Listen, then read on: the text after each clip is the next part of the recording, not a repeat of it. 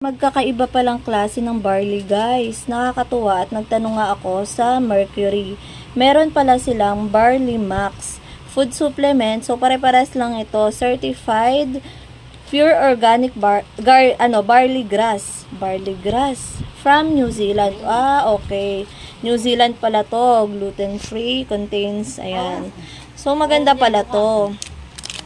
Naghanap kasi kami ng barley at ayun, umorder na nga kami sa Salveo.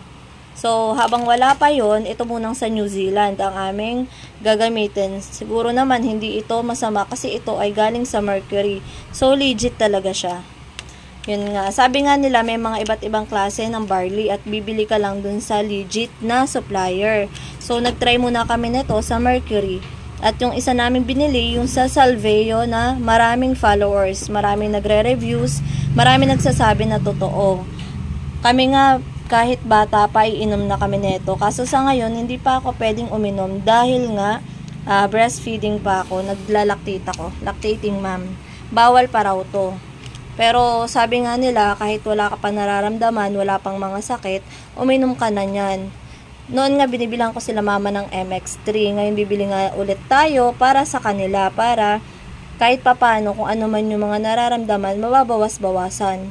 Sinasabi nga nila na ang barley grass ay nakakawala o nakakatanggal ng mga anumang bukol-bukol o mga cancerous na bagay-bagay dyan sa nauri dyan sa ating katawan na namumuo dahil sa mga kinakain o dala sa katandaan.